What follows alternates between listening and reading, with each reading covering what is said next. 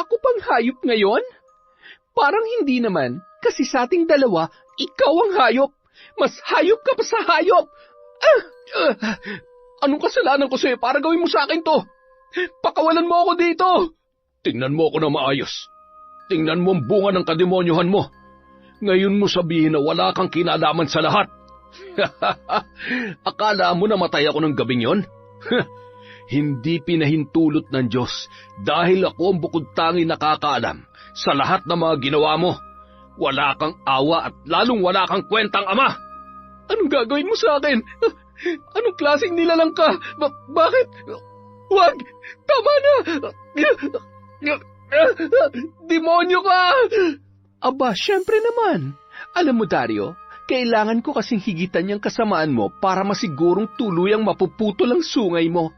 Malas mo lang dahil hindi ako mahinang nilalang na katulad mo. Isa akong mambabarang, makapangyarihan. Kaya anumang oras at anumang gusto kong gawin sa'yo, magagawa ko, Dario. Taon 2009, Quezon. Bandang 5:00 ng hapon, karga-karga ni Joel ang isang sanggol. 1 linggo pa lamang mula nang ipanganak yon ng kanyang kinakasama na si Sandra. Isinasayaw-sayaw niya yon habang pinapatahan sa pag-iyak. Pwede ba patahanin mo nga yan? Rinding-rindi na ako sa kakaiyak niyan. Nasaan na ba kasi yung mga susundo dyan? Ang usapan kaninang umaga pa nila kukunin yan. Hay! Sigurado ka ba talagang ibebenta mong sarili mong anak? Paano kung balikan ka ng magaling niyang tatay at hanapin ang bata? Anong sasabihin mo? Asa ka pa? Hindi niya nga ako pinaniwalaan na siyang tatay ng batang yan eh. Hanapin pa kaya? Tsaka, problema ba yon? Madali lang naman sabihin na namatay yung anak niya. Nakunan ako. Ano man ang gusto ko sa lintik na batang yan, gagawin ko. Para lamang magkaroon ng pakinabang yan sa buhay natin. Hay, ilang buwan akong nakatenga at hindi makarakit na maayos dahil sa pagbubuntis. Makabawi man lang sa gastos at marami akong gustong bilhin. Pwede naman kasi nating alagaan at palakihin na lang ang batang to. Tanggap ko naman kayo pareho. Mahal kita at kaya ko rin mahalin at alagaan ang batang to. Alam mo, mahal din naman kita eh, pero minsan, nabibwisit na rin ako kung paano ka mag-isip. Sa klase ng trabaho na meron tayo, sa tingin mo makakatulong kung may bata tayong aalagaan at palalakihin? Ay, lalo sumasakit ang ulo ko sa'yo. Ay, teka nga, kumakahul ng mga aso sa labas, baka nandyan na sila. Agad na sumilip sa pinto si Sandra at nang makita ang dalawa nilang kasamahan na madalas ring nagpapanggap na mag-asawa, nakangiting kumaway si Sandra at agad na pinapasok yun sa kanilang bahay. Nagmamadali namang kinarga ng babae ang bata at pinisilang ilong ng sanggol na animoy tuwang-tuwa. Ang ganda-ganda naman ng batang to. Hindi ka man lang ba nanghihinayang? Kapag nakuha na to ng iba, hindi ka na magkakaroon ng pagkakataon na... Hay, ang daming sinasabi. Ano bang pinunta nyo dito? Kung makapangaral kayo, akala nyo naman napakabubuti yung tao. Asan yung pera? Kumpleto ba to? Bilangin mo para sigurado. Tsaka, huwag mong kakalimutan yung pinangako mo sa amin, ha? O, ayan. Sige na. Umalis na kayo. Napailing-iling na lamang ang dalawa na halos hindi makapaniwala na kaya niyang ibenta ang sarili niyang anak. Mahigit 5 taon na silang miyembro ng sindikato na nagbebenta ng mga bata. Dahil malaki ang kita ay nakabili si Sandra ng lupa at nakapagpatayo ng sariling bahay na matagal niya nang pinapangarap. Nang mabuntis siya ng una niyang kasintahan na mayroon ng pamilya, ay si Joel na ang nag-alaga sa kanya, hanggang sa siya ay makapanganak. Nasa tiyan pa lamang ang sanggol ay buo na ang loob niyang ibenta yon sa malaking halaga. Makalipas ang 1 buwan. O mahal, kumain ka na. Dinamihan kong gulay para marami kang gatas at hindi nag-aalburuto ang anak natin. Napakagwapo niya, no? Manang-mana sa tatay. Oo nga, wala namang duda. Ay, salamat mahal ah. Salamat sa pag-aalaga mo sa amin. Akala ko nga manganganak na ako na wala ka eh. Buti na lang pinayagan ka ng boss mo na magbakasyon. Oo naman. Siyempre lahat gagawin ko para sa mag-ina ko. Alam kong malaking bagay na manganganak ka na kasama mo ako. Isa pa, kinulit din ako ni nanay na kailangan kong araw umuwi dahil manganganak ka na. Si nanay talaga. Alam mo, lagi niya akong dinadalaw nun dito, kaya hindi naman ako gaanong nahihirapan. At saka, palagi naman akong pinupuntahan ng mga kaibigan ko. Ay. Oh, bakit? May problema ba? Iniisip ko lang si tatay. Alam niya kaya na nanganak na ako. Alam ko na hanggang ngayon ay galit pa rin siya sa akin. Sabi niya, hanggat hindi tayo nagpapakasal, hindi siya aapak dito sa bahay. Pero sa tingin ko, magiging masaya siya kung makikita niya man lamang tong apo niya at... Hindi pa man natatapos sa kanyang sinasabi, ay napalingon si Amara sa may bintana nang magkahulan ang mga alaga niyang aso. Patakbo yung lumabas at agad na niyakap ang kanyang tatay Tino. Tay, buti naman at dumalaw kayo. Akala ko po hanggang ngayon ay galit pa rin kayo sa akin. Miss na miss ko na po kayo, tay. Nandito ako para sa apo ko, hindi para sa nanay niyang matigas ang ulo. Ay. Tatay naman, hanggang ngayon galit pa rin po kayo sa akin. Nasaan yung mabait mong... Tay, kayo po pala. Mano po? Tsaka ka na magmano kapag nagawa mo ng pakasalan ng anak ko. Anong plano niyo? Habang buhay kayong magbabahay-bahayan dito? Nag-iipon pa po kami at saka uunahin po namin yung pangangailangan ng bata. Ilang beses ko na bang narinig sa iyo yan? Hindi na ata mabilang sa mga daliri ko. Hanggang ngayon yan pa rin ang palusot mo. Magastos po kasi magpakasal at ang importante naman po ay... Hindi nyo kinakailangan na magarbong kasal. Ang kailangan nyo ay maging sagrado o legal man lamang ang inyong pagsasama. Umiling-iling si Mang Tino sa galit at tumuloy na lamang sa loob ng kabahayan. Yari sa mga tabla at pawid ang maliit na bahay na yon. Ang kusina naman ay yari sa pinagtagpi-tagping yero. Halos maluha siya sa kalagayan ng kanyang anak at apo. Kapansin-pansin na hindi kumpleto ang mga gamit ng bata na naroroon. At hindi na nga napigilan ni Mang Tino na pumatak ang luha nang kargahin niya ang kanyang apo sa kauna-unahang pagkakataon. Nakayuko naman at naluluha si Amara na makitang pasimpleng sumisinghot ang kanyang ama. Alam niya na mahal siya nito at nagagawa lamang siyang tiisin dahil gusto siyang turuan ng leksyon. Kung iiwan mo dito mag-ina mo kapag bumalik ka na at magtatrabaho ulit sa Maynila, mas mabuti pang doon na lang muna sila sa akin. Delikado lalo na't sila lamang dito, ni hindi maayos ang pinto.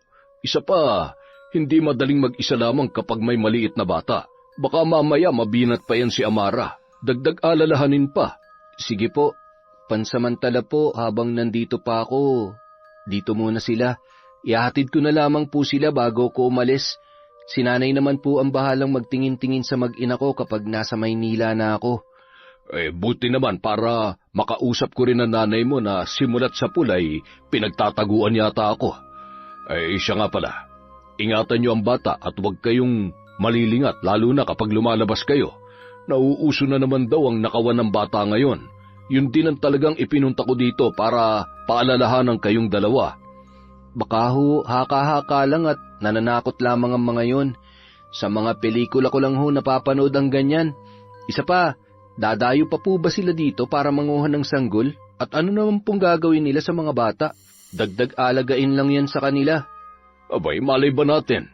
Kung ano man ang dahilan nila, sigurado na may kinalaman sa pera. Sa dami ng nagkalat na sindikato sa Maynila man o sa mga probinsya, talagang delikado kung magpapabaya ka. Hindi na rin gaanong nagtagal si Mang Tino. Matapos kausapin si Amara at si Dario ay nagpaalam na ang matanda. Inihatid pa yun ni Dario sa may tarangkahan ng kanilang bahay. Ay, kahit kailan talaga, masyadong pakialamerong matandang to. Para naman laging...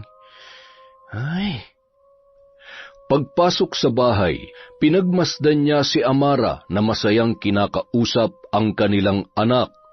Nang tumunog ang kanyang cellphone, ay napalingon naman si Amara sa noon ay seryosong nagbabasa ng text at palabas na sana ng pinto. Oh, saan ka pupunta? Sino nag-text sa'yo? Sa labas lang. Medyo mahina ang signal dito eh. Tatawagan ko lang si nanay. Pinapapunta niya kasi ako mamayang gabi. Mamayang gabi? Iiwan mo kami ng anak mo? Ay, saglit lang naman ako doon, mahal. Huwag ka mag-alala. Magluluto kasi ng ulam si nanay. Kunin ko daw at hindi niya kayang bumiyahe papunta dito. Masakit daw ang paa at tuhod niya. Hindi naman na nag-usisa pa si Amara at nagpatuloy sa pakikipag-usap sa kanyang anak na animoy naiintindihan ang kanyang mga sinasabi. Ayos! Sa wakas, makakahawak na rin ng malaking pera. Sigurado matutuwa si nanay. Buong maghapong inasikaso ni Dario ang kanyang mag-ina at nilinisan ang buong paligid na marami-rami na rin ang mga gumagapang na damo. Mula nung mabuntis niya si Amara ay itinayo niya ang munting bahay na yon dahil nga hindi maaaring patirahin ang babae sa bahay nila ng kanyang nanay Dingding. Samantala, sakay ng kotse papunta sina Sandra at Joel sa Karatig Lalawigan upang maghanap ng bagong biktima. Doon ay may mga kontak na sila upang mapadali ang kanilang trabaho. Hay, traffic na naman! Anong oras na naman tayo makakarating sa bahay ni Tia Dingding? Ay, ang layo-layo pa naman nun at napakadilim ng daan. Ay, puro ka naman reklamo eh. Ang importante, makakarating pa rin naman tayo. At ang mas mahalaga, dala natin yung bata pabalik dahil kung hindi, malilintikan tayo kay boss. At syempre, sayang din naman ang kikitain natin. Mas galingan pa natin sa trabaho at next week, magbabakasyon tayo. Masyado na tayong busy nito nakaraan. Namimiss ko nang mag-shopping at gusto kong bumili ng bagong bag. Bagong bag na naman? Ano na naman ang gagawin mo sa... Bagong bag? Lalagyan ng bata. Happy? Happy? Ay, parang gusto ko na rin bumili ng bagong kausap, bagong boyfriend din sana. Baby naman, masyado ka naman. Nagtatanong lang naman ako eh. Mag-drive ka na nga lang. Matutulog na lang muna ako at baka lalo lang uminit ang ulo ko. Gisingin mo na lamang ako kapag malapit na tayo, ha? Ay, napakaganda at napakabait naman talaga ng baby ko kapag tulog. Samantala, nasa kalsada at nagwawali si Aling Dingding habang nakikipagkwentuhan sa kanyang kapitbahay nang saktong dating naman nina Joel at Sandra. Ay nako, ang mga bisita ko. Buti naman at hindi kayo inabot ng gabi sa daan. Hi, hello Tia Dingding, kumusta po? Okay naman ako, Iha. Pumasok na tayo't yung mga mata ng mga kapitbahay ko ay talaga namang... Napakaganda naman talaga ng pamangkin ko. Ay, teka, sino tong kasama mo? Driver mo? Boyfriend po ako ni Sandra. Ah, talaga? Hindi ka naman nabibigla sa mga desisyon mo, pamangkin. Kayo talaga, Tia. Masyado naman kayong palabiro. Si Dario ho. Ah, si Dario baka mo. Maya-maya ay nandito na yon. Huwag kayong mag-alala at sigurado makakagawa yun ng paraan para makuha agad ang bata. Aalis din ba kayo agad? Ay, napaka-busy po namin ngayon. Kaya pagdating nila, aalis na rin po kami. Sinabi ko naman sa kanya ang mga dapat gawin kung paano niya makukuha ang bata na hindi namamalaya ni Amara. Isa pa, hindi naman na ito bago sa kanya. Ilang beses na nating nagawa to kaya siguradong malabong pumalpak ang anak ko sa pagkakataong ito. Ay siya, doon muna tayo sa kusina para makapaghapunan na. Mukhang isang linggo nang hindi kumakain tong driver mo ay itong boyfriend mo pala. Lintik na matandan to ah. Magkamag-anak nga sila ni Sandra. Parehong tabas ng dila. Bah, napakarami naman ho na niluto nyo. Talaga namang pinaghandaan yon dating namin. Hindi ko nga masyadong napaghandaan dahil hanggang ngayon ay gulat na gulat pa rin ako sa pagmumukha mo. Si Tia talaga. Nung mga sandaling yun, katatapos lamang maghain ng hapunan ni Dario at agad na rin namang kumain si Amara. Dapat sinabayan mo na ako. Ayos lang. Makita lang kitang busog ay masaya na ako. Sige na, kumain ka lang dyan. Babantayan ko muna ang anak natin. Baby, bakit umiyak ang baby namin na yan, ha? Kumakain lang si Mama. Nagugutom ka na naman ba? Masaya namang pinakikinggan ni Amara ang kanyang asawa nung mga oras na yun. Napakaswerte ko pa rin kahit na hindi man marangya ang buhay ko ngayon. Maswerte pa rin naman ako dahil mahal na mahal ako ni Dario, pati na rin ang anak namin. Matapos maghapunan, ililigpit na sana ni Amara ang kanyang pinagkainan. Mahal, wag mo nang iligpit yan. Ako nang bahala dyan mamaya. Aalis na rin kasi ako eh. Namimiss ko lang din si nanay at kailangan kong kumustahin ang kalagayan niya. Sige mahal, basta huwag kang masyadong magpapagabi at mag-iingat ka ha. Huwag mo na akong hintayin ha. Kapag nakaramdam ka ng antok, matulog ka na. Aha, ayun na nga. Inaantok na ako. Buti na lang at tulog na rin tong si baby. Salamat mahal ha. At agad na ring humiga si Amara. Hindi niya maintindihan kung sobrang inaantok ba siya o nahihilo siya nung mga oras na yun. Buti na lang umepekto agad yung gamot na inilagay ko sa pagkain niya. Paano ba, baby? Magpaalam ka na sa mama mo. Agad na kinarga ni Dario ang bata at isinara ang seradura ng kanilang pinto gamit ang isang bato. Pagkatapos ay nagpalinga-linga muna yon bago lumabas ng tarangkahan. Siniguro niya na wala ni isang taong makakakita sa kanya paalis, dala ang kanilang sanggol. Nang makalayo-layo, agad siyang pumara ng tricycle na dumaan at sumakay papunta sa kabilang baryo. Bagamat baguhan lang sila sa lugar na yon, ay hindi naman siya kilala ng mga tricycle driver.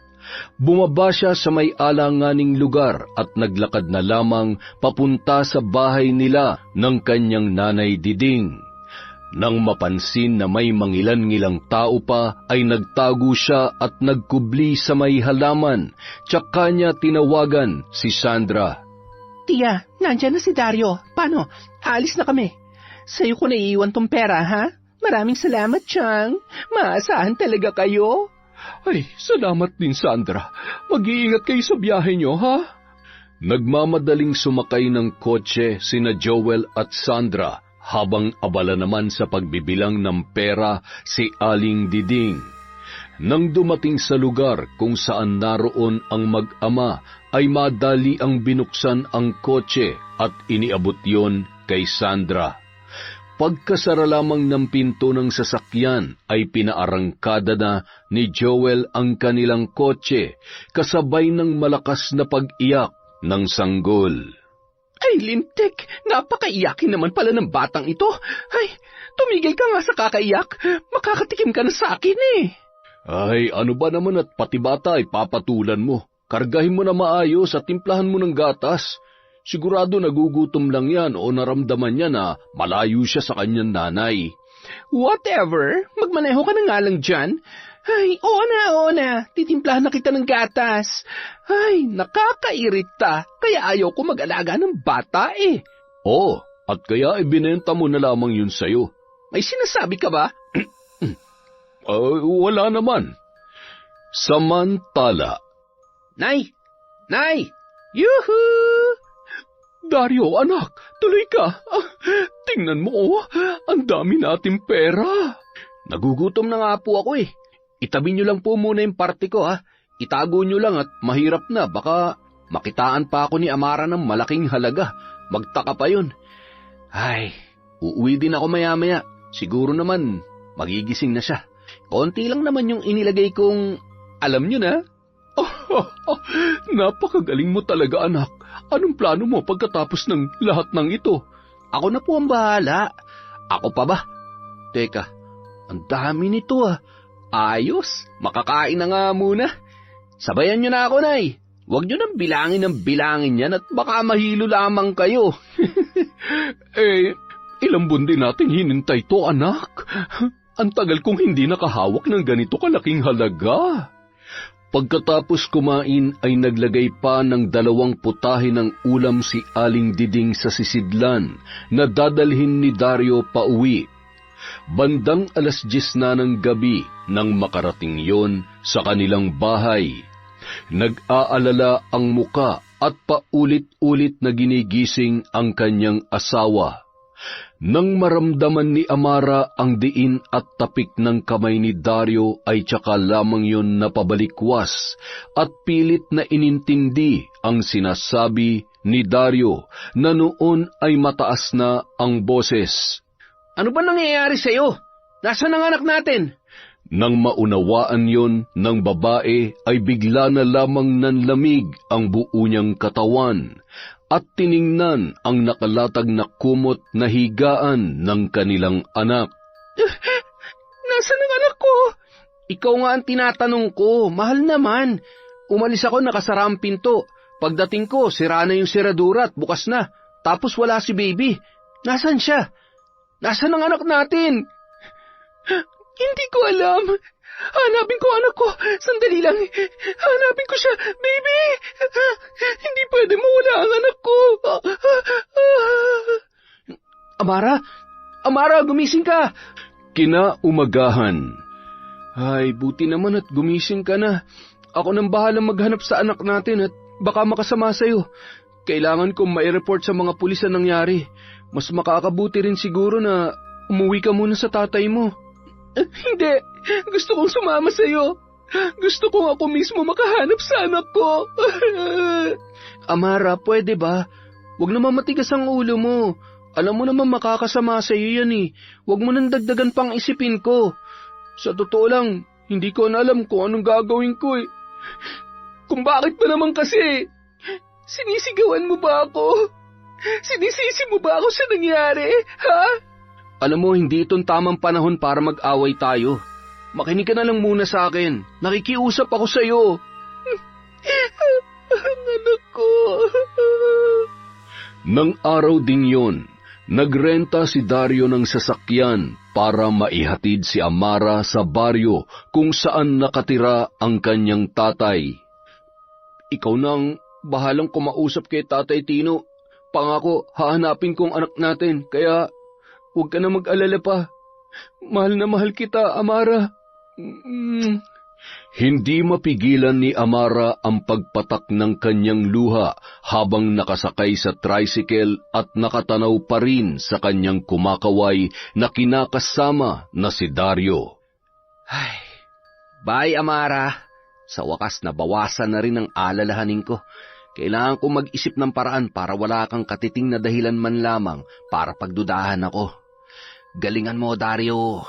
Galingan mo pa. Makapunta na nga lang muna kay nanay. Sa kabilang banda, nang makarating sa bahay nila ay abala sa pagsisiga ng mga dahon ng puno si Mang Tino. Napalingon yun nang marinig ang pagparada ng tricycle sa tapat ng kanilang tarangkahan. Paglingon niya ay nakita niya ang kanyang anak na si Amara na noon ay bumababa ng tricycle. Binitiwan niya ang kalakay na hawak at agad na sinalubong ang kanyang anak. Amara? Ano nangyari? Bakit? Nasaan ang apo ko? Si Dario? Bakit mag-isa ka lang? Sa halip na sumagot ay mahigpit na yakap lamang ang itinugon ni Amara habang humahagulgol sa balikat ng kanyang ama. Pinakalma niya ang anak at iginiya papasok sa kanilang bahay. Tumulong naman ang driver na ibaba at ipasok sa bahay ang mga dalang gamit ng babae. Anak, tumigil ka na sa pag-iyak. Makakasama sa iyo yan. Gusto mo bang mabinat? Sabihin mo sa akin kung ano nangyari. Nasaan ang anak mo? Ay, pinag-aalala mo naman ako ng husto. Nawawala po ang anak namin. Nawawala po si baby, tatay. Nawawala? Paanong mawawala ang apo ko? Dalawa-dalawa pa kayo nagbabantay. Naku, Diyos ko naman, nasan ba yung pabaya mong kinakasama? Wala talaga siyang silbi. Tay, wag po kayo magalit sa kanya. Kasalanan ko po. Iniwan niya kami saglit kagabi at pagkatapos ay mahimbing po ako nakatulog. Pagdating ni Dario galing sa bahay ng nanay niya, sira na yung pinto at nawawala na po yung anak namin. Tapos ano? Anong ginagawa niya? Nireport niya man lang ba sa pulis? Opo, Tay. Nangako siya sa akin na gagawin niyang lahat para mahanap at maibalik sa amin ang anak namin. Tay, tulungan niyo po kami. Hindi ko po kakayanan kung tuluyan siya mawawala sa akin. Ikamamatay ko na mawala ang anak ko, Tay. Ay, Diyos ko, bakit kailangan mangyari ito? Bakit naman kailangan pagdaanan to ng anak ko? Huwag naman sana mapahamak ang apo ko. Huwag ka mag-alala. Tutulungan ko siya maghanap sa anak niyo. Hahanapin ko ang apo ko. Ibabalik ko siya sa iyo, Amara.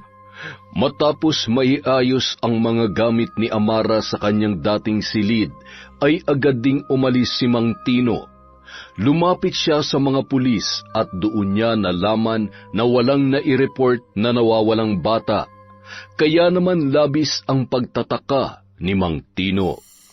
Pagkagaling sa presinto ay dumiretso siya sa kabilang baryo. Pagdating niya doon ay wala pa rin si Dario. Nakapasok naman siya sa bahay dahil sira na ang pinto. Umupo muna siya at paulit-ulit na iniisip ang kwento ni Amara kung paano nawala ang kanyang anak. Samantala, masaya namang nagkukwentuhan ang mag-ina habang masayang nagiinuman at pinaghahatian ang pera. Akalain mo yun, Nay? Wala siyang kaalam-alam at paniwalang-paniwala siya sa akin. Siyempre naman, ikaw yata ang pinakamagaling sa lahat, anak, dahil anak ka ng nanay mo. Sige, Nay, maglalasing at magsasaya tayo ngayong gabi habang iniisip ng pinakamamahal kong si Amara na wala akong tigil sa paghanap sa anak namin. Pagkatapos mag-inuman ng mag-ina, naisipan namang bumalik sa bahay ni Dario. Tulog na noon sa sala ang kanyang inang si Aling Diding, katabi ang pera at ilang bote ng beer na pinag-inuman nila. Sakay ng tricycle ay iniabot niya ang 1,000 sa driver noon. Boss, napakalaki naman nito. Wala ka bang barya? Barya? Ayoko ng barya. Sige na, sa'yo na yan. Agad siyang pumasok sa sira-sira nilang tarangkahan at pasuray-suray pa rin na naglakad papasok sa loob ng bahay. Ay, sa wakas matatakasan ko na rin ang bulok na bahay na to. Lintik na buhay ito. Akalain mo, pinagtiyagaan ko to para lamang sa batang yun. Napalunok-laway na lamang siya nang biglang nakita ang nakatayong lalaki sa kanyang harapan. Hayop ka! Ang kapal ng mukha mo! Nagagawa mo pang maglasing at umasta na parang walang nangyari? May kinalaman ka ba sa pagkawala ng apo ko? Ha? Saan mo siya dinala? Sumagot ka! Tay, tama na! Ano bang sinasabi niyo? Sinungaling ka! Alam ko kung ano narinig ko kanina. Isa pa, hindi totoong hinahanap at nag-report ka sa mga pulis, kaya hindi mo ako maiisahan. Nakakarami ka na talaga. Ang tagal ko na nagtitiis sa'yo. Ano naman ngayon kung may kinalaman ako sa pagkawala ng anak ko? Ha? Anak ko naman yun ah! Anak ko! Ayaw mo ba nun? Wala ka ng ibang aalagaan kundi yung anak mong saksakan ng uto-uto. Bitiwan mo ako! Hayop ka! Papatayin kita! Ibalik mo sa akin ang apo ko! Tuluyang nagpagulong-gulong ang dalawa sa loob ng kabahayan hanggang sa maibabawan ni Dario si Mang Tino. Maraming beses niyang inumpog ang ulo noon hanggang sa mawalan yon ng malay. Lintik, napuruhan ko yata. Anong gagawin ko sa matandang ito? Ay, bahala ka na nga sa buhay mo. Buisit, masyado ka kasing pakailamero. Bago mo pa ako maisuplong sa mga pulis, tatapusin na kita! Agad niyang dinampot ang upuan na yari sa kahoy at 2 beses nung hinambalo si Mang Tino sa binti upang masigurong magkamalay man ay hindi na makakalabas pa ng bahay. Patuloy ang pag-agos ng dugo mula sa sugat sa ulo ng matandang lalaki. Paalam na, tanda. Pasensya ka na, pero magiging abo ka na lang kasama ng sikretong, alam mo na. Agad na tumungo sa kusina si Dario at kinuha ang isang bote ng gaas at posporo. Ibinuhos nito ang gaas malapit sa dingding kung saan nakahandusay si Mang Tino. Sabay sinindihan yun. Matapos sindihan ay nagmamadaling hinablot ang isang bag na naglalaman ng mga gamit niya at agad na tumakbo papalayo. Maya-maya pa, tuluyan ng lumagablab ang apoy sa buong kabahayan at ang mga nakapansin mula sa di kalayuan ay agad namang sumaklolo at nagkagulo. Makalipas ang 1 taon, mula sa di kalayuan, nakatalukbong ng itim na tela si Amara habang pinagmamasdan si Dario at ang babae na nagdadalang tao. Ang babae na yon ay nabuntis at iniwan ng kanyang nobyo. Upang malayang maisagawa ang plano sa batang nasa sinapupunan nito, niligawan ni Dario ang babae at nangakong paninindigan at aakuin niya ang responsibilidad bilang isang ama. Napakagaling mo talagang hayop ka. Natuntun na rin kita sa wakas. Sisiguruhin ko na hindi ka na makakatakas pa. Ito na ang simula ng ating pagtutuos. Ako mismo ang puputol sa sungay mo. Lahat na may kinalaman sa pagkawala ng anak ko at sa nangyari kay tatay, sisiguruhin kong magbabayad. Hindi ka pa nga nakakapagbayad sa kasalanan mo. May bago ka na namang binibiktima. Mula nung araw na yon, patuloy niyang minamanmanan ang bawat kilos ni Dario, maging ng ina nito. Isang gabi, Anak, kumusta ka? Kailan daw manganganak si Lisa? Sabi ho ng doktor, posibleng lumabas na ang bata ngayong darating na linggo. Ay, masama po bang pakiramdam nyo, Nay? Mukhang palala ng palala ang ubo nyo, ah. Ayos lamang ako. May binili naman na pati akong gamot para dito. Ilang gabi na rin kasi akong hindi pinapatulog ng ubo at ewan. Hindi rin ako dinadalaw ng antok. Siya nga pala, anak, may nakita akong bagong lipat sa may malaking bahay na paupahan doon sa may kanto. Maganda, sexy at napakaputi, kaya lang ay laging nakatalukbong ng tela at kung minsan naman ay nakapayong ng kulay itim. Hindi ko malaman kung mahiyain ba o nagdadalang tao. Ang sabi-sabi ay baka buntis at nagtatago sa mga kamag-anak. Si nanay talaga. Alam ko na kung anong ibig niyong sabihin. Huwag kayong mag-alala. Pasasaan at pasasaan ba makikilala ko rin yung sinasabi mo. Siya naman ang aasikasuhin ko pagkatapos manganak ni Lisa. Siya nga pala. Tumawag si Sandra kanina. Sa darating na linggo ay pupunta na raw sila. Ang sabi niya ay mamamasyal daw muna at magpapahinga sila habang hinihintay yung bata na ibebenta natin. Ang sabi niya pa ay binilhan niya raw ako ng mamahaling damit at saka bag. Yan talagang pinsan mo, hindi nakakalimot. Nakakatuwa naman. Paano makakalimot dahil sa atin kaya lalo siyang yumayaman? Hayaan mo na't kung hindi rin naman dahil sa kanya ay hindi natin mararanasan ang buhay na meron tayo ngayon. Taon-taon na lumilipat sa bahay na ganito kaaliwalas. Puno ng pagkain ng ref, may pambili ako ng alak, at higit sa lahat ay may pantaya sa sugal. Ayaw ko na rin bumalik pa sa pagiging komadrona at tumatanda na ako. Kung may gusto man akong paanakin, ay syempre yung nanay ng mga anak mo para makatipid naman tayo. Kesa naman magbayad pa tayo ng malaking halaga sa ospital. Ay, Abutan mo nga ako ng tubig at ang kati-kati ng lalamunan ko. Habang nag-uusap ang mag-ina, mayroon silang narinig na kalampag mula sa kanilang kusina. Ay, sandali nga lang anak at may pusa na naman yata sa kusina.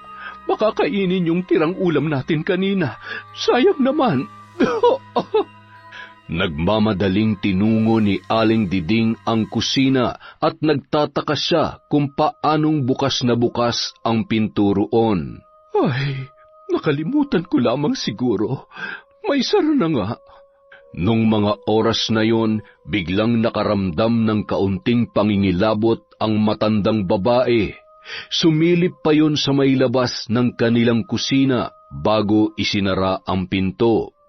Samantala, habang nagkukubli sa isang malaking puno, ay nakangisi si Amara na tinititigan ang bagong bahay na inuupahan ni Aling Diding. Mag-ina nga kayo. Kaunting tiis na lang, Amara. Kaunting tiis na lang. Aayon din sa akin ang pagkakataon. Iisa-isahin ko kayo. Walang makakapigil sa akin. Pagbabayaran niyong lahat ng kasalanan niyo sa amin ni tatay. Dahan-dahang nag-usal ng mga kakaibang salita si Amara bago naglakad papaalis.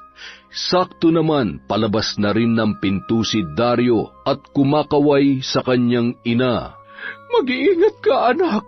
Tatawagan na lamang kita kapag nandito na sila Sandra, ha? Habang naglalakad si Dario, bigla siyang napatigil nang makaramdam ng kakaibang lamig sa kanyang batok at bigla ang pagbigat ng kanyang mga hakbang. Tumigil muna siya at nagpalinga-linga sa paligid. Ramdam niya na may sumusunod sa kanya, ngunit sa bawat paglingon niya ay wala naman siyang nakikita. Napabuntong hininga na lamang yon at biglang napasigaw nang biglang kumirot ang kanyang batok. Nay! Tulong! Oh, Dario! Dario, anak! Anong nangyayari sa'yo? Napasalampak na lamang sa daan ang binata at nakahawak sa batok habang namimilipit sa sakit. Ano bang masakit sa'yo? Kumapit ka sa braso ko. Kaya mo bang bumangon, anak? Nahihilo po ako, Nay. Nandidilim po ang paningin ko. Hindi ko po kayang bumangon. Mga kapitbahay, tulong! Tulungan niyo po kami! Agad namang tumakbo ang dalawang lalaking nakatambay sa labas ng isang tindahan nang marinig ang paghingi ng saklolo ni Aling Diding. Binuhat nila si Dario hawak ang magkabilang braso at inalalayang makapasok sa loob ng bahay. Dinala nila yon sa kwarto at agad na ring nagpaalam sa mag-ina. Labis naman ang pasasalamat ni Aling Diding sa dalawang lalaki. Samantala, nang mga sandaling yun ay nakatanaw naman si Amara sa dalawang lalaki na tumulong kay Dario. Ay, sa susunod na mga ilangan kayo ng tulong, sisiguruhin ko na wala na isang tutulong sa inyo. Dito sa bahay na to magsisimula ang kalbaryo ng buhay ninyong mag-ina. Hindi ko nahayaang may iba pang mangungulila sa kanilang anak dahil sa kahayupan ninyo. Nagpatuloy na sa paglalakad si Amara habang nakangisi at iniisip ang susunod na gagawin sa gabing yon.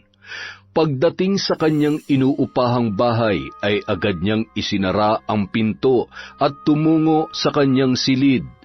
Doon ay kinuha niya ang isang itim na bag na naglalaman ng kanyang mga kagamitan sa pambabarang. Ngumisi si Amara habang hinihimas ang aklat ng karunungan na kanyang minana. Ang pamilya ng kanyang ina ay angkan ng mga albularyo at mambabarang.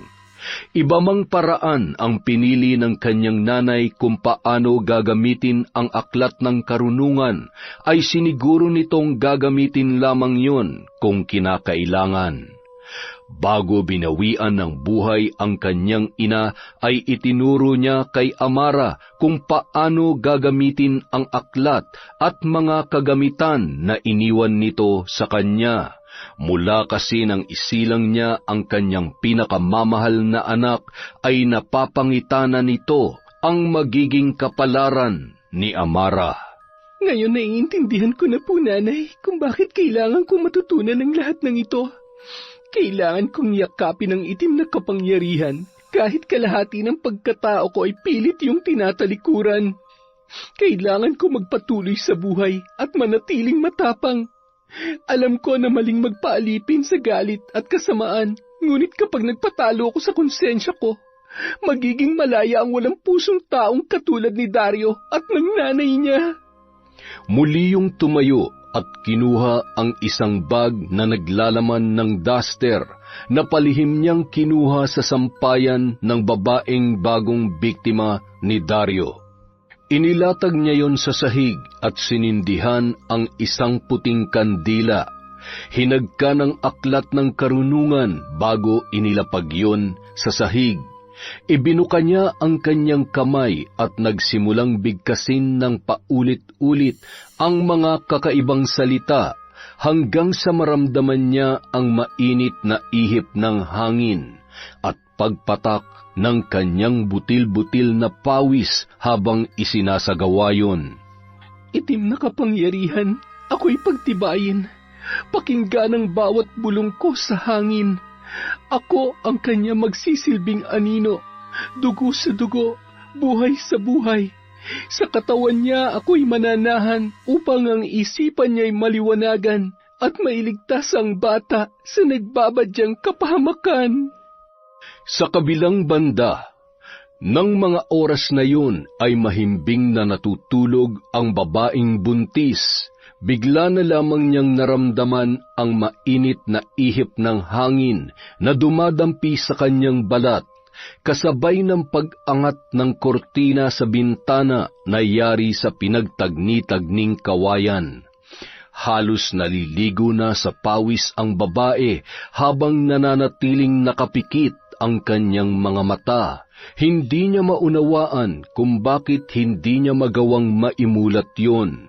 Mahigpit na napahawak sa kumot na sapin sa kanyang higaan upang pigilan ang puwersa na animoy gustong pumasok sa kanyang katawan. Paulit-ulit niyang naririnig ang pabulong na boses na tumatawag sa kanyang pangalan. Maya-maya'y bumangon yon at nakangising pinagmasdan ang buong paligid.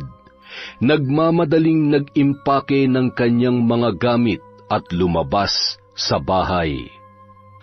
Palingon-lingon siyang naglalakad papunta sa may kalsada at nagbabaka sakali na may dumaan na tricycle na kanyang masasakyan papunta sa kanyang pupuntahan. Maya-maya, tumigil ang isang tricycle sa kanyang tapat. "Sumakay na ho kayo. San po ba ang punta ninyo? Gabing-gabi na, buntis pa kayo. Dapat hindi na kayo lumalabas ng alanganing oras." Ngumisi na lamang at malumanay na sinabi kung saan siya pupunta, sabay sumakay sa naturang tricycle. Nang makarating na sa paroroonan ay nakangiting inabot ng babae ang pamasahe, sabay sumenyas na wag nang suklian yon. Napakunot noon na lamang ang driver habang tinitingnan ang babae na binubuksan ang tarangkahan ng bahay ng isang albularyo. Sinalubong pa yun ng aso na hindi man lamang kumakahol. "Pipi ba yun? Ay, pati yung aso hindi rin tumahol. Kung sabagay, kaya niya namang kumatok ng pinto." "Ay, makagarahe na nga't inaantok na rin ako." Pagtalikod ng tricycle ay nilingon pa yun ng babae bago siya kumatok sa pintuan. Agad naman bumangon ang albularyo na si Mang Lino na kapatid ng nanay ni Amara. Napakunot noo yun nang makita ang babaeng buntis sa kanyang harapan. Teka, sino ka? Paano kang nakapasok ng hindi man lamang tumatahol yung aso ko? Manganganak ka na ba? Taga saan ka ba? Ngayon lamang kita nakita. Hinawakan ng babae ang braso ni Mang Lino, sabay humalakhak. Tiyo naman, di ba sabi ko sa inyo anumang oras ay kakailanganin ko ang tulong ninyo? Matagumpay kong napasok ang katawan ng babaeng ito. Ito lang ang paraan para maprotektahan natin siya at ang batang nasa sinapupunan niya. Ani ni Amara, sabay hinimas ang kanyang tiyan. Bagamat may alam din si Mang Lino sa pagpapaanak, ay nasisiguro ni Amara na magiging ligtas ang babae na noon ay sinapian niya at ang batang dinadala nito. Pagkapasok sa bahay ay agad na umupo yun at nag-usal ng mga salita, sabay hinaplos at hinipan ang kanyang tiyan. Ilang sandali lamang ay naramdaman na niya ang paghilab noon. Ay, teka, sandali lang. Humiga ka nga muna dito. Mabilisang kinuha ni Mang Lino ang mga gamit sa pagpapaanak. Ilang minuto lamang ang hinintay nila bago tuluyang lumabas ang sanggol. Muling nanumbalik sa isipan ni Amara ang unang beses na nakita niya ang kanyang nawalang anak nang isilang niya yon. Kasabay ng pag-iyak ng sanggol ay ang paghagulgol ni Amara. Pinaghalong sakit at tuwa na sa muling pagkakataon ay naranasan niyang makahawak ng bata. Hinagkan niya sa pisngi ang bata habang patuloy sa pagpatak ang kanyang mga luha. Hinding-hindi ka mawawalay sa nanay mo. Hindi ka matutulad sa anak ko. Kung alam lang nila kung ano ang ninakaw nila sa akin. Dahil sa pera ay pinagkait nila sa akin ang pagkakataon na maging ina at makasama ang aking anak. Tiyo, kayo na po ang bahala sa kanila. Ibigay niyo po yung pera at sulat na inabot ko sa inyo nung nakaraan. Sapat na yan para makapagsimula ulit sila. Alam kong hindi magiging madali para sa kanya na tanggapin ang lahat. Sa isang iglap, yung taong akala niya magiging karamay niya ay isang traidor at mapagsamantala. Salamat po, Tiyo. Sana magkaroon ako ng pagkakataon na makausap siya pagkatapos ng lahat ng ito. Sa ngayon ay kailangan ko munang pagbayarin ng mag-inang yon, pati na rin ang mga taong nasa likod ng lahat ng ito. Nauunawaan ko kung bakit gusto mo maghiganti. Ngunit huwag mong hayaang mabulag ka dahil sa galit mo, Amara. Mag-iingat ka at huwag ka magpapadala sa bugso ng iyong emosyon. Kung minsan sa kagustuhan nating gumanti, tayo rin mismo ang napapahamak. Huwag ka mag-alala. Hindi ko sila pababayaan. Nang mga oras na yon ay bigla na lamang nawalan ng malay ang bagong panganak na babae. Tanda na humiwalay na ang kaluluwa ni Amara sa katawan nito. Sa kabilang banda, biglang nagising at bumangon na rin si Amara matapos makabalik sa kanyang katawan. Muli niyang iniayos ang kanyang mga gamit sa pambabarang at sinindihan ang kandilang kulay itim. Kinuha niya ang isang larawan na nakasilid sa isang maliit na sisidlan. Humahalakhak habang idinidikit ang larawan sa katawan ng kanyang kulay itim na lumang manika. Dario, magpakatatag ka, ha? Sana'y kayanin mong lahat ng pagpapahirap, sakit at kamalasan na mararanasan mo. Gusto ko kasing magdusa ka sa mahaba-habang panahon. Ayaw ko namang mamatay ka agad. Siyempre, ang gusto ko'y paglaruan ka munang hayop ka. Sisiguruhin ko na bawat parte ng katawan mo ay hindi mapapakinabangan. Sa ngayon, kailangan mo munang malaman ng isang malaking sorpresa para sa'yo. Gigisingin kita sa sakit ng bawat tusok ng karayom dyan sa batok mo. Gumising ka na at hanapin mo ang iyong mag-ina. Samantala, Aray ko! Ano ba? Ang sakit! Aray ko! Anak, anong masakit na naman ba? Ano ba nangyayari sa'yo? Nay, may naririnig akong boses kanina. Parang nakakatakot at paulit-ulit na tinatawag ang pangalan ko. At saka yung batok ko, tingnan yung batok ko, siguradong, Diyos ko, bakit napakaraming may mga tusok at may dugo ang batok mo? Ano bang nangyayari sa iyo, anak? Hindi ko nga rin po alam kung ano nangyayari sa akin eh. Ay, makauwi na nga. Siguradong hinihintay ako ni Lisa at nag-aalala na yun sa akin. Pero, sigurado ka bang kaya mo? Hindi ka na ba nahihilo?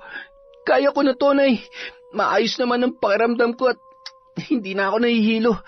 Sugat lang naman tong mga... Ay, hindi naman siguro ako mamamatay dahil sa simpleng sugat lang.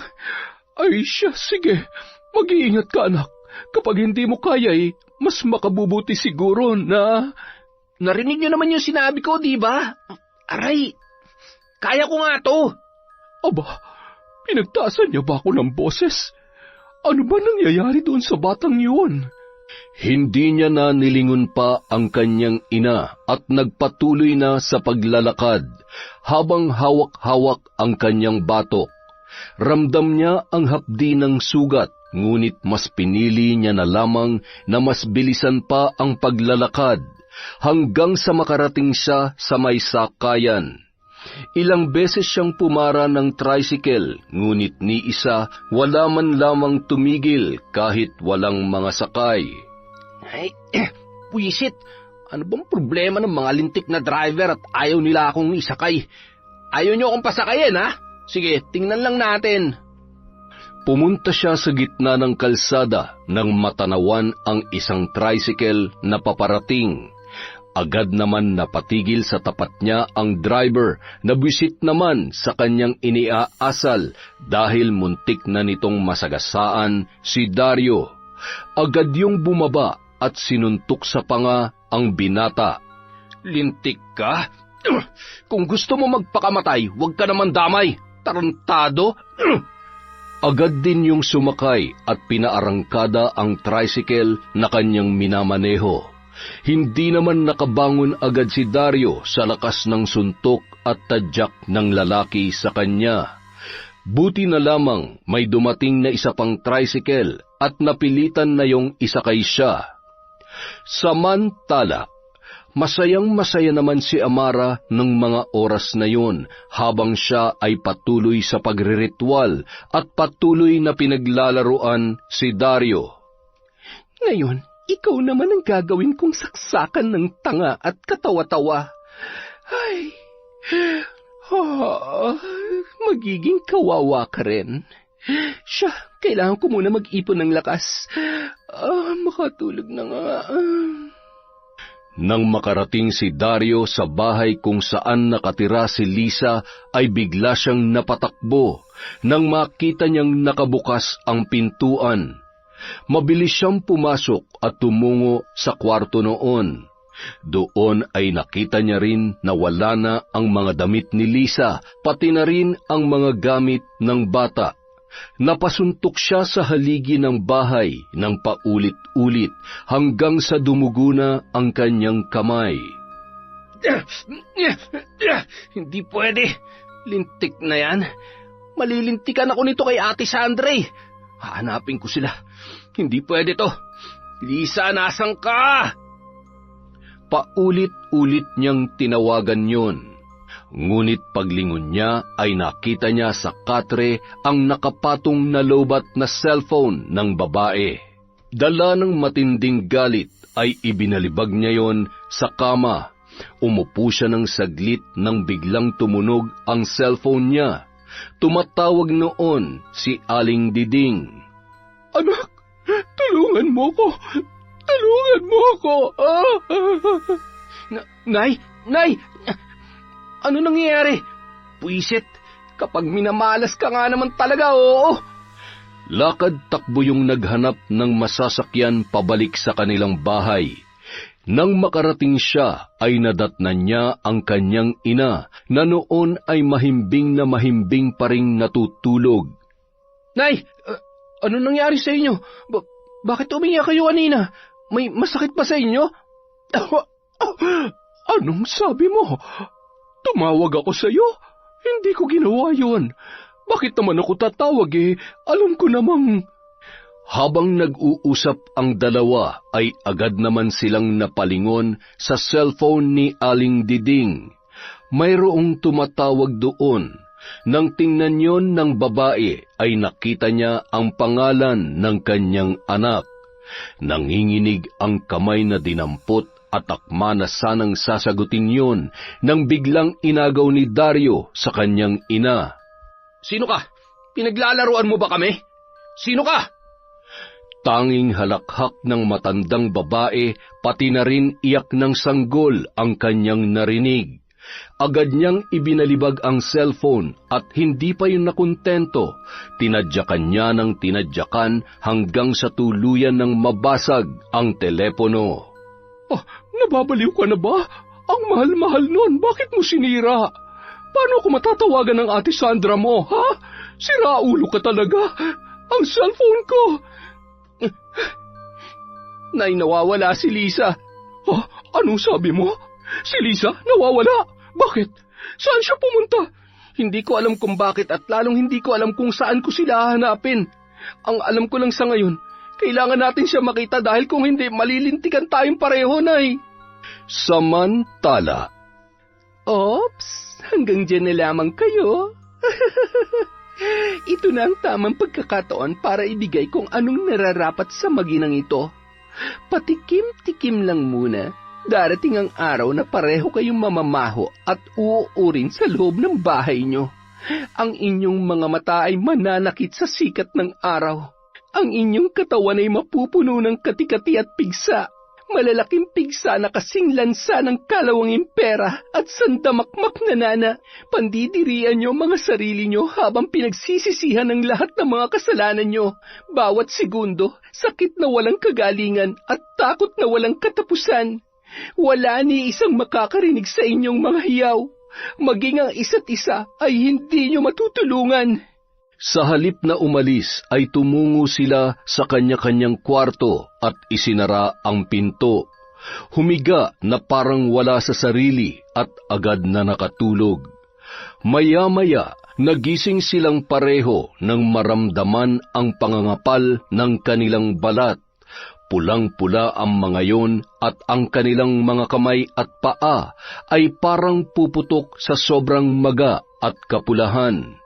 Hindi makabangon at wala ring lumalabas na boses sa kani-kanilang mga bibig. Maya-maya pa, nakaramdam na rin sila ng kirot sa ibang parte ng katawan, pinaghalong kati at kirot ng pausbong na naglalakihang mga pigsa. Ang muka naman nila at leeg ay napuno ng mga paso na mistulang mga barya. Samantala, sa kabilang banda, nilulublob ni Amara ang barya sa sinindihan niyang uling na noon ay nagbabaga. Dinadampot gamit ang isang pansipit at idinadampi sa muka ng isang manika. At sa bawat pagdampi ng nagbabagang barya ay ang pag-agos ng luha at pagbuka ng bibig ng mag-ina na animoy humihiyaw sa sakit. Pagsapit ng araw ng linggo, 5:00 ng hapon nang dumating ang mag-asawang sina Joel at Sandra. Pagbaba pa lamang nila ng sasakyan ay nagbubulong-bulungan na ang mga nakakakita. Kitang-kita sa porma at sa sasakyan ng mga yon ang karangyaan. Hay, bakit ba hindi sinasagot ni Tia Diding ang tawag ko? May tao po ba dito? Baka nariyan lang sa loob. Pumasok na kayo. Hindi ko kasi napansin lumabas nitong nakaraan yung mag-ina. Nako, paano kung tinakasan ka na nung dalawa? Hindi ba't kumuha ng paunang bayad si Tia Diding mo? Patay tayo dyan. Hay, pumasok na tayo para magkaalaman na. Agad na itinulak ang pinto at binuksan ang ilaw. Napakadilim kasi ng buong kabahayan. Ano yun? Ang panghiyat ang baho. Ew! Pagpasok nila sa kwarto ay nakita nila ang itsura ni Aling Diding. Bakas sa higaan ang dugo, ihi, at doon na rin napadumi ang mga yon. dahil sa matinding pagtitiis sa sakit na kanilang naramdaman. Dahan-dahang ibinubuka ni Aling Diding ang bibig at ng mga sandaling yun ay muli siyang nakapagsalita.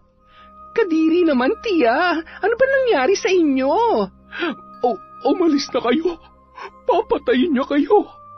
Isang mambabarang ang tatapos sa atin. Pagbabayarin niya tayong lahat. Umalis na kayo. Paano na yung bata? Nasaan yung bata? Hindi pwedeng bumalik tayo na walang dalang. Sabihin niyo, nasaan yung bata? Mambabarang? Oo, siguradong mambabarang nga may gawa nito. Alam ko dahil minsan nang naging biktima ang tatay ko ng mga mambabarang. Halika na, Sandra. Umalis na tayo dito. Gumawa na lang tayo ng paraan. Alis? Hindi tayo pwedeng umalis ng basta-basta lang. Teka, si Dario, siguradong siya makakapagsabi kung nasaan yung bata. Agad niyang tinungo ang kabilang kwarto. Walang pinagkaiba si Dario sa itsura ng kanyang nanay at nang makita ni Sandra ang mga gumagapang na malalaking uod sa katawan nito, ay napatiliyon at nagtatakbo palabas. Pagkalabas nila sa pinto ay isang lalaking matandang baliw ang humarang sa kanila at niyakap nun ng mahigpit si Sandra. Napakabaho mo! Bitawan mo nga ako! Joel, bilisan mo! Umalis na tayo dito! Hindi kayo makakatakas. Nandyan na siya. Magbabayad kayo. Wala na ba matinong tao sa lugar na to? Isinumpa ba lahat ng tao dito at... Sinundan naman ang tingin ng mga tsismosa ang mag-asawa habang nagmamadali at tila ba takot na sumakay sa kanilang kotse. Ano kaya nangyari? Bakit umalis sila agad? Wala ba si Aling Diding at Dario? Umalis ba sila? Sino kaya yun, no? Ang ganda-ganda naman. Mukhang artista at nangangamoy maraming pera. Oo nga, no? Kamag-anak kaya nila? Ay, sa bagay, mukha naman may kaya talagang mga kamag-anak ni Aling Diding. Kita mo naman kapag sumusugal, ang kapal-kapal ng pera sa bulsa. Ang sarap ng buhay na mag-inang yan, no? Walang permanenteng trabaho pero yayamanin. Umalis na nga kayo sa tapat ng tindahan ko. Walang pumapasok na swerte kapag nandito kayo. Doon kayo magchismisan sa malayo. Ay, inuuna nyo pa ang chismis kaysa asikasuhin ang sarili nyo? Ang papanghin nyo na. Kapag kayo hindi umalis, bubuhusan ko kayo ng tubig. Nakakadiri ang mga bunganga nyo. Agad namang umalis ang dalawa matapos mabulyawan ng may-ari ng tindahan. Pasimple pa nilang sinundan ang sasakyan na noon ay dahan-dahan na umaandar at papaalis na. Nang makarating sa may madilim na bahagi ay bigla na lamang nilang nabangga ang isang babae na nakabestida. Nagkatinginan ang mag-asawa at nagmamadaling bumaba. Ano ka ba naman kasi, miss? Bakit basta-basta ka nalang tumatawid? Ano to, modus? Baka naman gusto mo lang kaming perahan kaya nagpabangga ka. Pasensya na po. Nagmamadali lang po kasi ako kaya hindi ko kayo napansin. Tulungan niyo na lang po akong bumangon at... Teka, buntis ka ba? Opo. Kabuwanan ko na po. Kakauwi ko lamang po. Naglabada po kasi ako. Wala na po kasi akong mga magulang at iniwan po ako ng asawa ko at sumama sa kabit niya. Hindi ko nga po alam kung paano bubuhayin ang batang to eh. Biglang nabuhayan si Sandra nang marinig ang mga sinabi ni Amara. Pasensya na. Pasensya na sa mga sinabi ko. Kung gusto mo... maaari ka naming tulungan. Naghahanap ako ng kasambahay at dahil wala naman kaming anak, pwede naming ampunin ang anak mo. Yun ay kung gusto mo lang naman. Sa halip na magsalita, ay mahigpit na yakap ang itinugon ni Amara kay Sandra. Isinakay nila yon at isinama sila sa bahay na inuupahan nito. Nagulat naman ang mag-asawa dahil maayos ang kanyang tinitirhan. Buti nakakabayad ka sa upa dito. Ang totoo po, Pinapaalis na po nila ako ngayong buwan. Hindi na po kasi ako nakakabayad. Kain po muna kayo. Pasensya na, sardinas lang ang mayaalok ko sa inyo. Okay lang. Nagsasawa na rin naman kami mag-asawa sa karni at masasarap na ulam. Sige na, asikasuhin mo ng mga gamit mo at bukas ng madaling araw ay pupunta na tayo ng Maynila. Makalipas ang 1 linggo, matagumpay na umaayon kay Amara ang kanyang mga plano. Walang kaalam-alam ang mag-asawa na sila ay pinaglalaruan lamang ng kanilang kinikilalang kasambahay. Isang gabi noon, habang palihim na nag-uusap ang mag-asawa, ay marahan namang nakikinig si Amara. Ano ba talagang plano mo sa babaeng yan? Alam mo naman delikado na kumuha tayo ng kasambahay. Paano kung matiktikan tayo niyan? Alam mo naman mayat mayang tumatawag ang mga kasamahan natin. Kung itiko mo kaya yung pipig mo, dahil sa totoo lang, yan ang magpapahamak sa atin.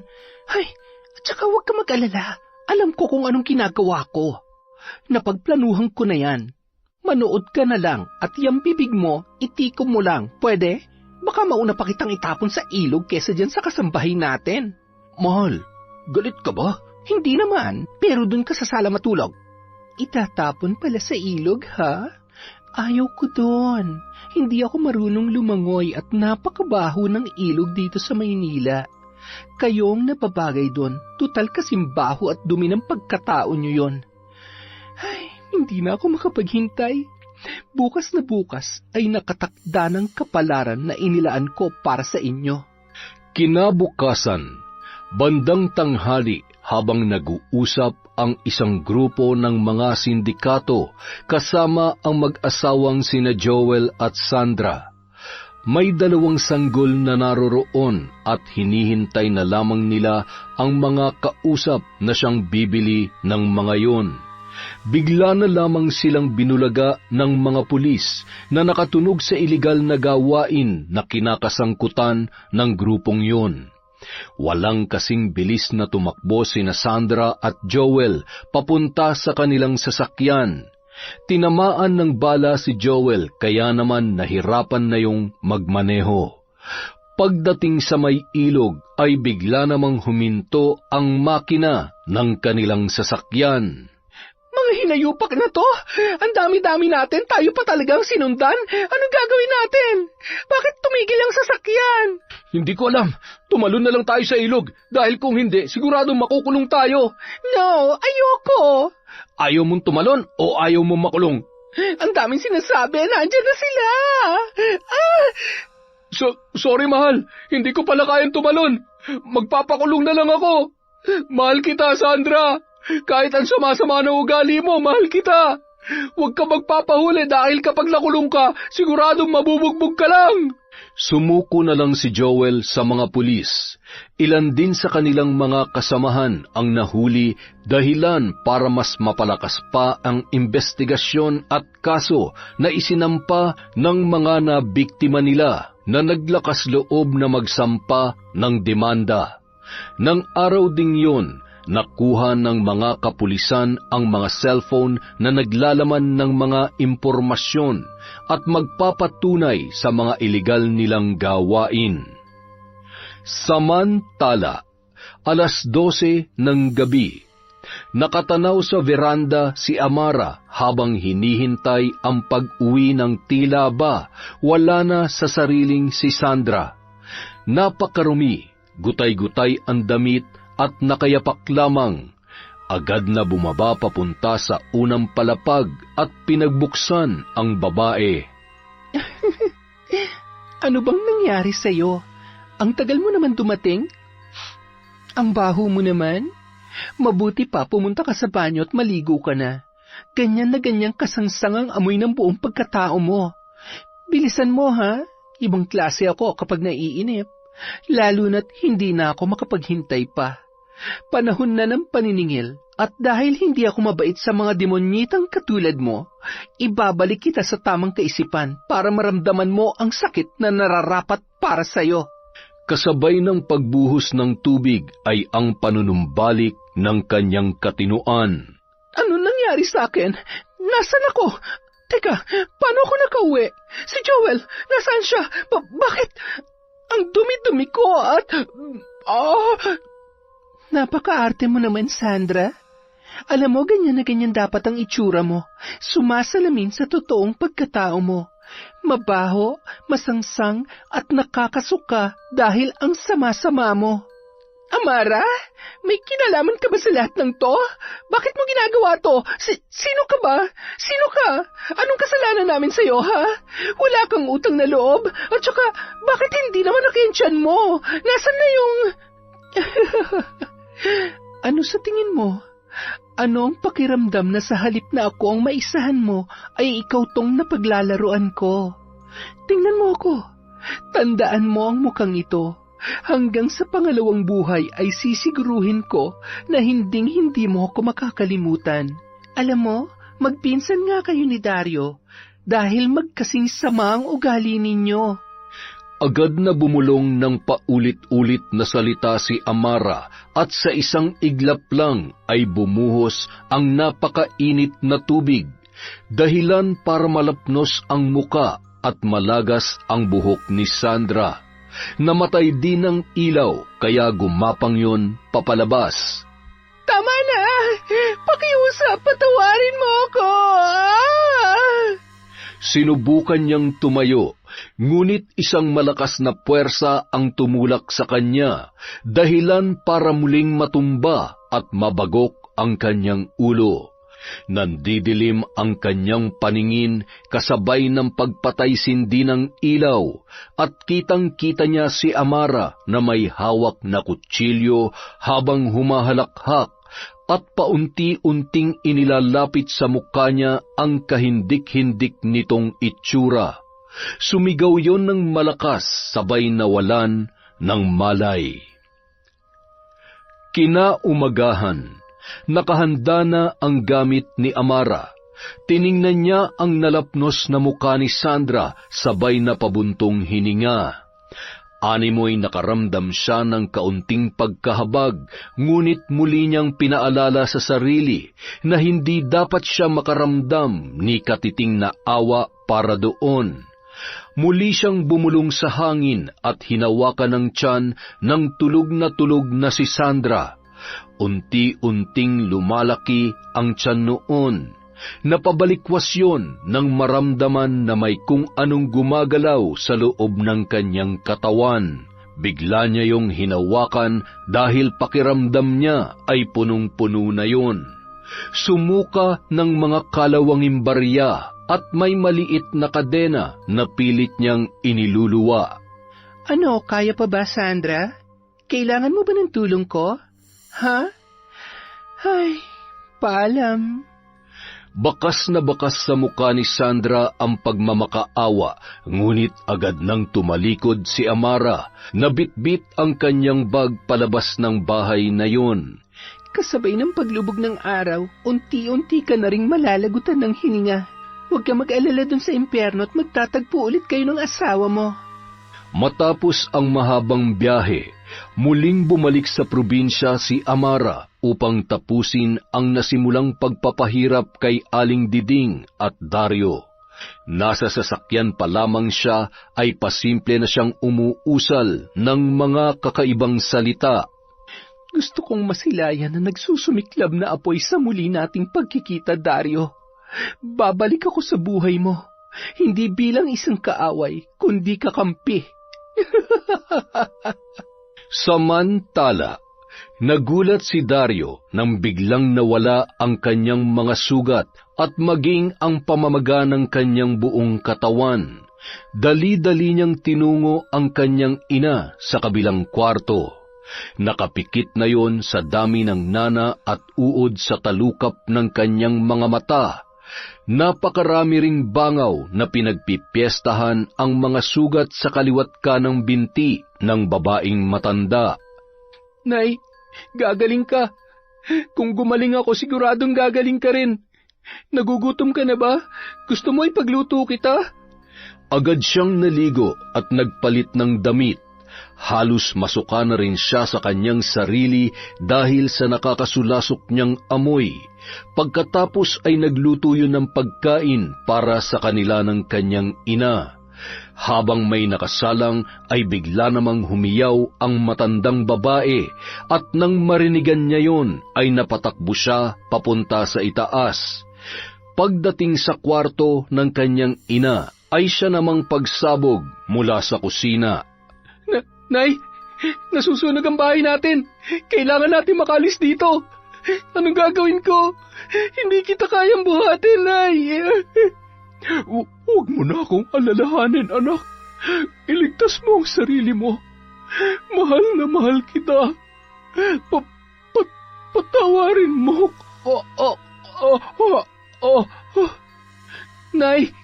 Nay!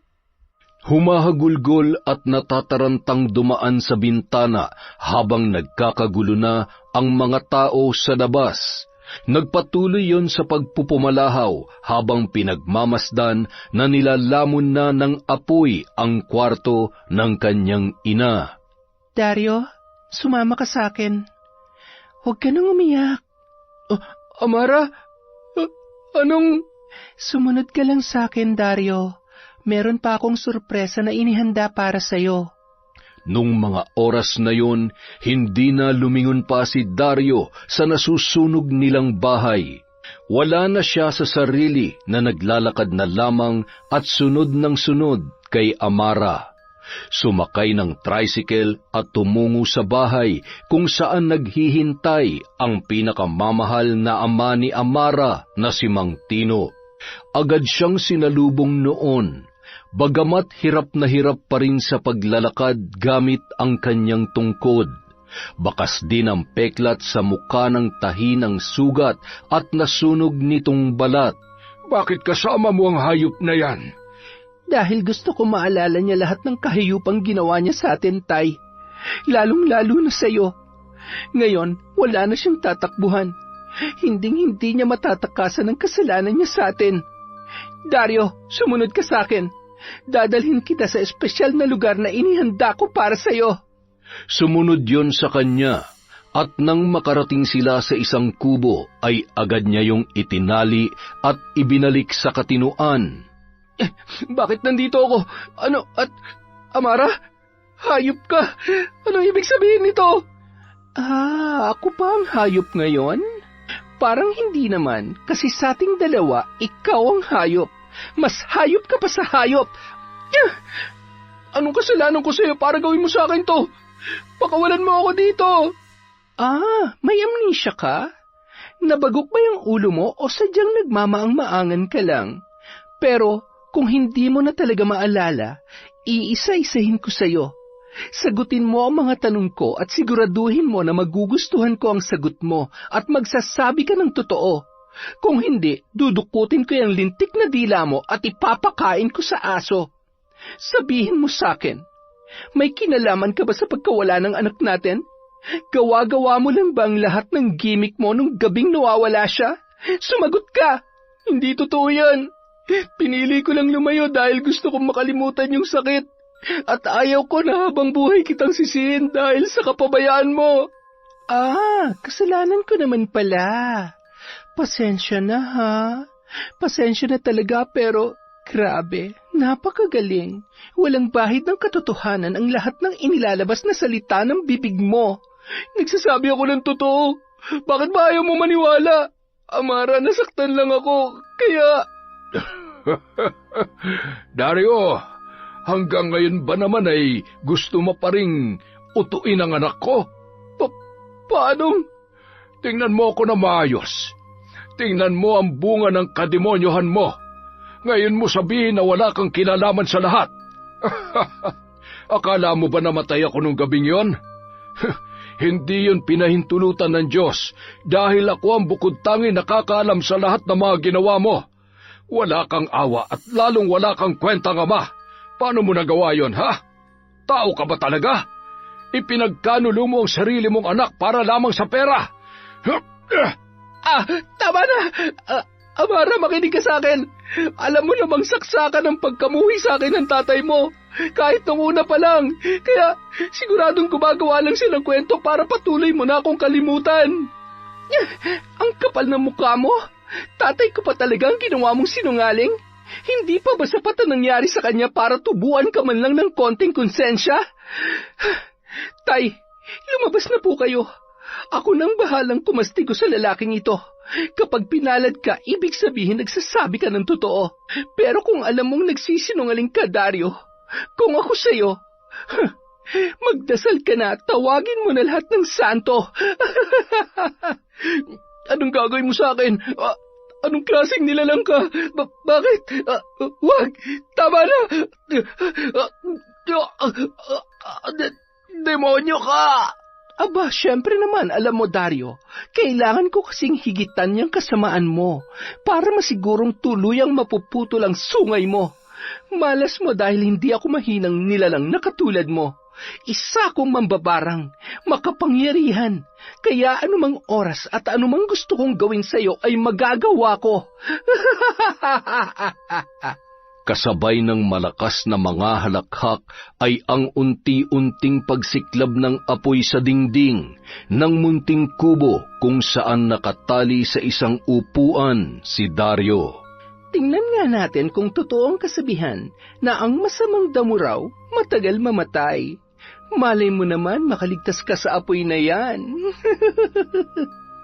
Dahil sa pagpupumiglas ni Dario ay natumba siya kasabay ang upuan na nakatali sa kamay at paa niya. Buong lakas niyang kinakalagan ang kanyang paa at kamay. Nang matanggal ang mga yon ay gumapang siya na lumabas sa kubong yon. Napasigaw siya nang biglang bumagsak ang bubong bago siya tuluyang nakalabas. Nang tumayo siya para sugurin ang humahalakhak na si Amara ay napatigil siya nang bigla niyang maramdaman at makita ang napakaraming sugat na animoy nalalapnos ng sunog. Umigsi rin ang isa niyang paa. Hinawakan niya ang kanyang ulo na animoy naguguluhan at napapahiyaw yun sa sakit na kanyang nararamdaman habang hawak ni Amara ang kanyang larawan na nakatusok sa katawan ng manika. Tumakbo ka na, Dario! Tumakbo ka na! Walang direksyong tumatakbo papunta sa gubat at nang makarating doon ay napatakip siya ng tainga nang marinig niya ang malakas na iyak ng mga sanggol. Sumuksok yon sa isang malaking puno na animoy takot na takot. Nang pakagat na ang dilim, bigla siyang nakaramdam ng gutom. Nang makakita ng kuhol ay bigla na lamang yon natakam. Hinuli niya sabay binasag at nilantakan ang laman noon. Nanlalagkit ang kamay sabay dinilaan yon na animoy gutom na gutom. Maya-maya, namataan nun ang isang malaking daga. Hinabol niya yon ng hinabol hanggang sa mahuli ang naturang hayop. Ang kulit mo, ha? Ang sarap. Gusto ko pa. Tatakbo pa sana siya nang biglang makarinig ng kulog at kidlat. Sumiksik yon sa may damuhan na nanginginig sa takot, hanggang sa tuluyan ng bumagsak ang ulan. Nangangatal sa lamig na naghahanap ng masisilungan. Naglakad yon ng naglakad hanggang sa makarating sa isang kubo. Tinanggal ni Dario ang kanyang damit upang patuyuin yon. Humiga sa pahabang upuan at ikinuyom ang tuhod upang maibsan ang lamig na nararamdaman niya nung mga oras na yon. Parang bata na nagbibilang ng daliri at patawa-tawa habang inaalala kung paano niya nahuli ang daga.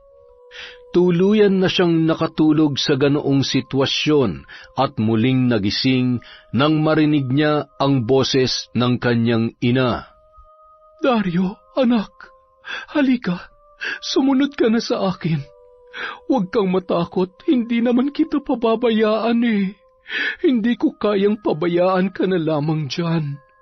Papatayin ka ni Amara. Papatayin ka rin niya, kaya halika na. Sumama ka na sa akin. Dahan-dahang tumayo si Dario at naglakad ng naglakad hanggang sa makarating siya sa may bangin. Napakalalim noon na sa ibabang bahagi ay may malalaking bato. Nay, natatakot ako. Natatakot ako. Ayoko, Nay. Dario! Nandyan na ako. Nandyan na siya, Dario. Dario, kailangan na nating tumalon. Kung hindi...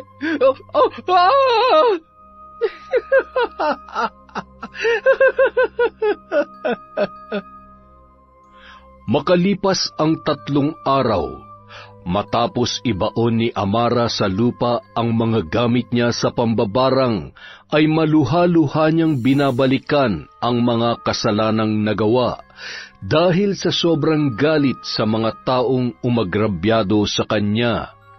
Ngunit nang maalala niya ang mag-ina na nasa puder ng kanyang tiyo Lino, ay bigla siyang napangiti. Kung sisingilin man ako ng Diyos sa laki ng kasalanan ko, tatanggapin ko ng buong puso.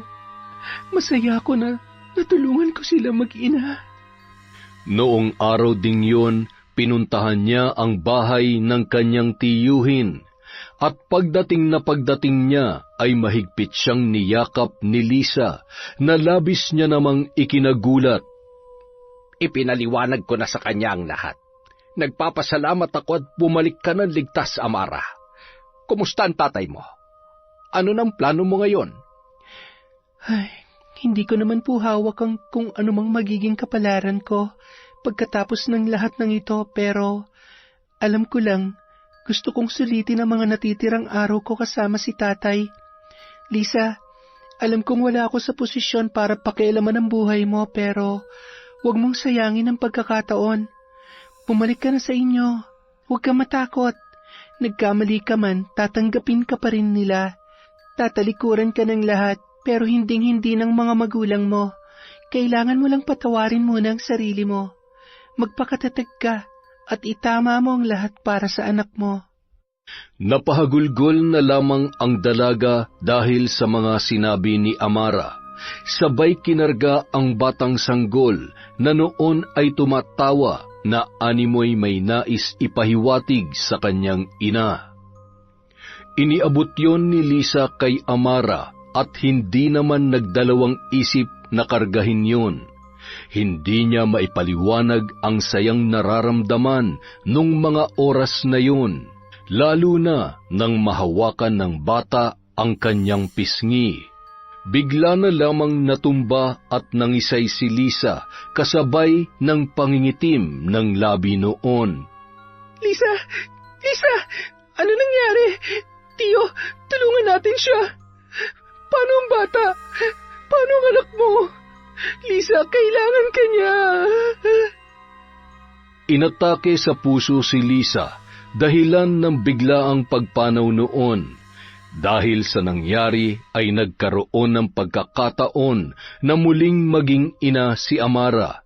Ipinangako niya sa babae at sa kanyang sarili na itatama niya ang lahat sa pamamagitan ng sapat na pagmamahal at pag-aaruga sa batang kikilalanin niyang sariling anak.